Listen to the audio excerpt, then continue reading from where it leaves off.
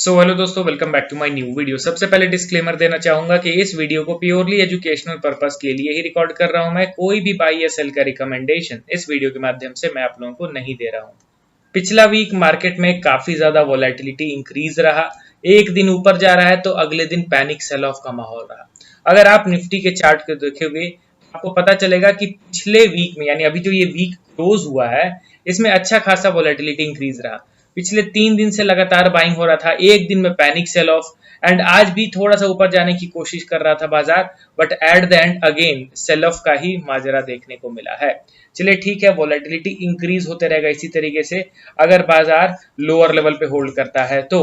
अब देखिए, आज इस वीडियो में जिन 3 स्टॉक्स के बारे में हम लोग बात करेंगे उनका नाम ऑलरेडी आपके थंबनेल में आप लोगों ने देख लिया होगा, ठीक है। तो पहला स्टॉक हमारे लिस्ट में आपके सामने है Prince pipes and fittings limited. ध्यान रखिए कि जब किसी पर्टिकुलर स्टॉक में वोलेटिलिटी बढ़ता है ना, स्पेशली डाउन फेज में या फिर अप फेज में, तो उसमें क्या होता है ना कि ट्रेंड के अगेंस्ट यहाँ पे पार्टिसिपेशन हो रहा है प्लेयर्स का। यानी कि कोई स्टॉक कंटिन्यूअसली अगर ऊपर जा रहा है एंड टॉप लेवल पे वोलेटिलिटी इंक्रीज हो रहा है, इट मींस क्या है कि ट्रेंड के अगेंस्ट, ये ट्रेंड बुलिश था, इसके अगेंस्ट में कौन हो गया?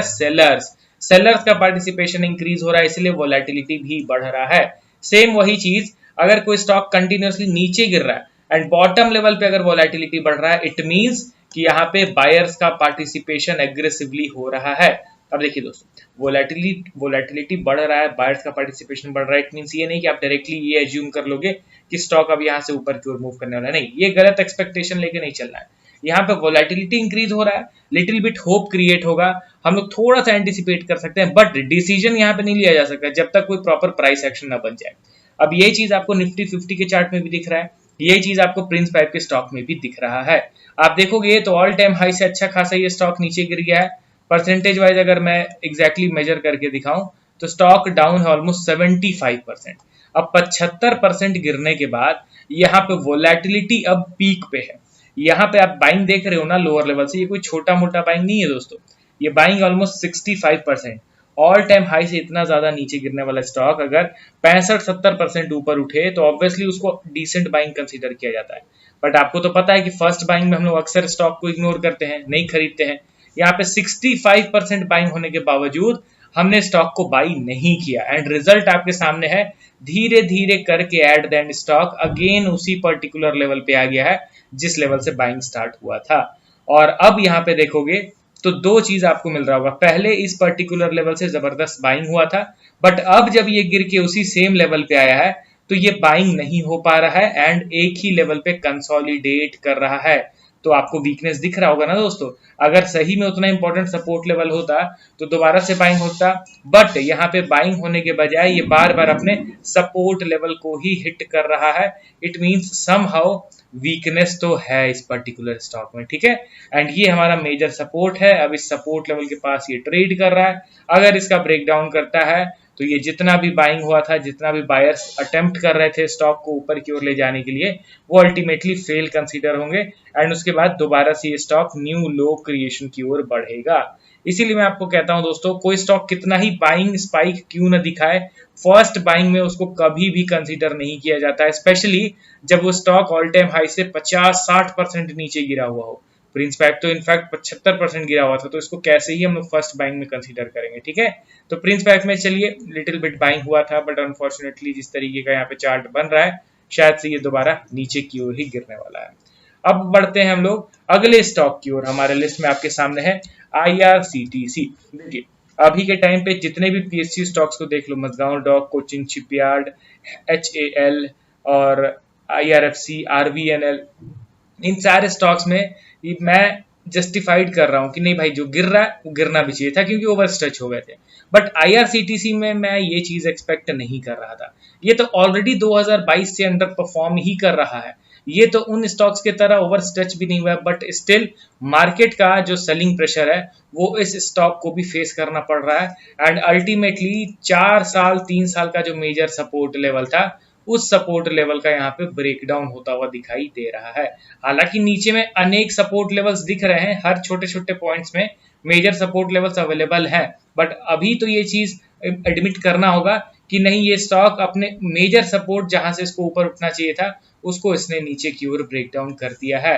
अब नीचे का मैं अगर सपोर्ट लेवल आप लोगों को बताऊं कि कौन कौन से इंपॉर्टेंट सपोर्ट है, तो देखिए सबसे पहले मैं फिबोनाची रिट्रेसमेंट का यूज करना चाहूंगा। ठीक है, ये हमारा हो गया स्विंग लो, ये हो गया हमारा स्विंग हाई, एंड यहाँ पे आप ध्यान दीजिए ये जो लेवल हमने ड्रॉ करा था ना, देख रहे हो ना कितना पिक्चर परफेक्टली उसी पर्टिकुलर लेवल पे फिबोनाची का 0.6 का गोल्डन लेवल भी निकल के आया। आप देख रहे हो ना। एंड यहाँ पे देखिए दोस्तों कितने परफेक्ट तरीके से टेक्निकल्स वर्क करते हैं।